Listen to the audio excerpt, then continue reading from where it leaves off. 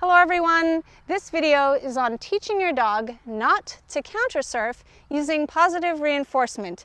This video is starring Gummy Bear, the Australian Shepherd, and she's 16 months old. Before working on this exercise, I suggest first working on the exercise of leave it with your dog, and I have a video tutorial linked in the description below on how to train that first. Basically, you're teaching your dog the cue, leave it, from whatever it is that you want them to leave, but in this exercise, we're teaching the dogs that food on a counter is a situational cue or default behavior to leave whatever it is on the counter. So the goal is that the table or the food on the counter is the cue, the visual cue to the dog to leave whatever it is, rather than you having to say a verbal cue such as leave it. The first step is marking and reinforcing your dog for the absence of moving toward food when it's presented. This will set your dog up for success when the food is sitting on the table or on a high counter. So I suggest taking a bag of food and holding it up in the air above your dog, and you're going to try to mark before your dog thinks to jump up at whatever you're holding. This will help with dogs on a tall counter where they see or smell food and they want to jump up and put their paws on the counter. So if your dog will jump up if you just hold food above them, then most likely they're going to jump up onto the counter if there's some food on the counter. Good job! Hold a bag or container of treats out over your dog and mark as you hold the bag out over their head at first. Use low-value treats that your dog isn't that interested in at first. Here, I'm using carrots and broccoli with Gummy Bear before moving on to using high-value treats to set her up for success and make the beginning of this game easy for her. First, mark the moment that you move the bag of treats, and then when your dog is successful and not jumping up, you can move the treats around for a longer duration before marking and reinforcing your dog for not jumping up. Oh, Cheerios! Good job. You can then practice this exercise by reaching and grabbing food on your counters or coffee table. Over here. If you're struggling with your dog bothering your treat bag, you can teach this default leave it from the treat bag. Here I'm working with Ted the Pit Bull on a default leave it from the treat bag. I'm first starting out by getting his attention and backing away from him, and I'm feeding him at a distance that I'd like him to stand when I stop, and also that I'd like him to follow me at. And I'm being a little bit proactive by feeding him further away. He's also interested in something. I have a bag of treats sitting just under the camera that he's interested in. So I'm using the kissy noise to get his attention, and I'm marking and reinforcing him for choosing to come back to me after I make the noise. So I'm using a high level of reinforcement for just marking and reinforcing multiple times before he's thought to come towards the bait bag and stick his nose into it.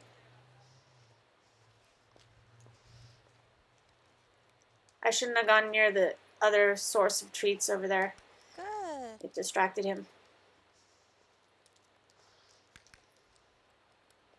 So he's doing so well that I'm going to start to use the treat bag as a distraction. So I'm going to hold it out to the side and mark and reinforce him for standing calmly as I move the distraction around. And if the dog were to jump up and touch the treat bag or try to grab at it, you could just make your movement slower and further away from the dog at first. So you don't need to use any sort of no reward marker or anything like that. You just need to reassess your training plan and then go in smaller approximations. Now I'm practicing moving into his space, and he's ignoring the treat bag because I'm reinforcing the absence of the behavior of going towards the treat bag. Now I'm practicing squatting, feeding him a treat, and moving my hand back towards my body like this, so that I'm marking and reinforcing him for not coming forwards to get the treats out of my hand. It's a great idea to keep changing the picture so it doesn't become a small fixed picture of the default leave it is just about when you stand in front of the dog and not when the treat bag is waved around or removed or when you're squatting. Good. Here I'm marking as I put a little bucket of treats down on the ground and then pick it up again. Good. You can then add eye contact to the behavior of ignoring the treat bag.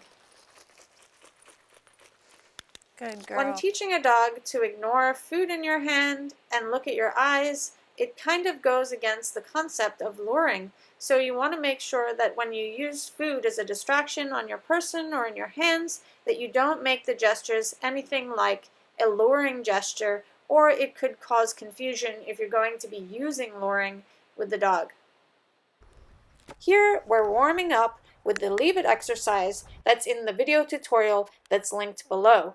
What I've done is put down a very low value distraction of food, the broccoli in a plastic baggie, and I have high value treats, and I'm marking and reinforcing Gummy Bear's choice to turn back to me. And then I'm marking and reinforcing Gummy Bear for not thinking to go towards the food again.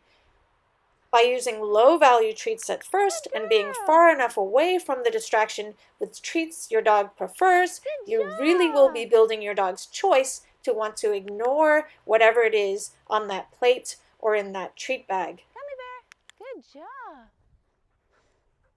Gummy Bear, yeah. If at any point during this training your dog goes towards the distraction to get it, you can use your Leave It cue, your dog's name or attention noise or recall, or you can simply keep the leash short enough that the dog can't reach the distraction, and then you can encourage your dog to come back with you and then make the distraction a little bit easier by lowering the value of the treats on the table or going back to being further away from the distraction. The next step is putting low-value food such as carrots, broccoli, uncooked, and milk bones, or some sort of treats that your dog doesn't really find that interesting, or even his kibble, on a low table. And you can use containers that are safe. So if your dog were to think to go and get the treat, then say for example you have a Tupperware container with holes poked in the lid so they can't just grab whatever it is if you have a dog that would suddenly lunge and try to take whatever it is. If you have the food in plastic baggies, be careful. If you have a dog that might take and just devour whatever it is, I wouldn't use a plastic baggie as I'm doing in the video. As you can see from this footage, Gummy Bear looks already trained because the steps are broken up small enough that the dog can be easily successful and not feel stressed or frustrated during the training process. Once your dog is reliably leaving the low-value food on the table or on a dish on the floor, you can start to increase the value of the food on the table and the floor. You can also interact with the food and on the table and the floor, such as picking up a dish and putting it down, or taking pieces of food off the plate and putting it back, like you would, say for example, if you had guests over and food was on the coffee table.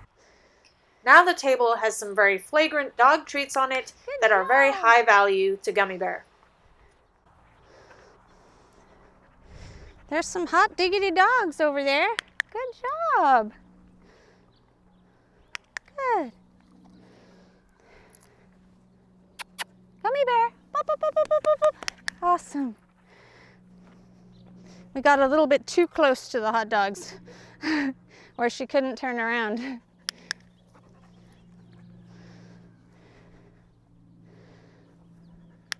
And what she's telling me is that the ham is less reinforcing than these novel hot dogs. So I'm going to use them as the reinforcer.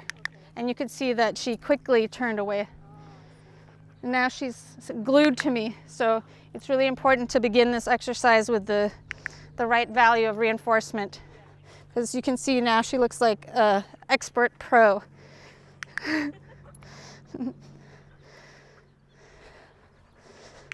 Good. Once you've completed a few successful training sessions with this exercise, I suggest having food out in the living room on your table. I suggest low-value food at first while you're there reading a book or on your phone and the food's right in front of you in semi-protected containers if you think your dog might be faster than you at grabbing the food, and you can work on the food being out while you're there to monitor it, rather than during your dinner time, where you're going to be concentrating on eating and not training your dog. And what you can do is reinforce your dog for settling calmly while the food is there on the table. So I have a video on teaching a calm settle, and you can see that in the description below. I've linked that video. So you could work on a settle with low value treats on a low table or a high table or on a kitchen counter, and get your dog used to food being out isn't the predictor that they're going to get to eat the food, and it's going to greatly reduce your dog's frustration when food is around, because obviously dogs are opportunists and they would love to snack on whatever it is on the table, and so not being allowed to eat that by just denying the dog or using punishment can be very frustrating. So by reinforcing their choice to ignore it and their impulse control, it's going to greatly improve the quality of their lives when there are all these distractions around that they can't have. And by using food, it's also fun for the dogs to work on this exercise. It's very important that when you're not training, you're not leaving food on the table or crumbs.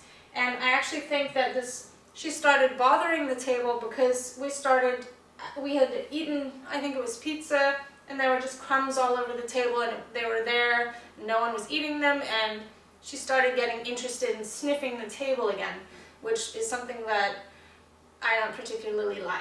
So we need to work on it. It's also not fair if no one else gets to do it and she's starting to bother the food on the table. Now I'm going to practice walking around the table so that she has to pass the food from different angles. Splash free. Wish free. Good girl. Come on, Wish. You were thinking of getting that, weren't you? Wish.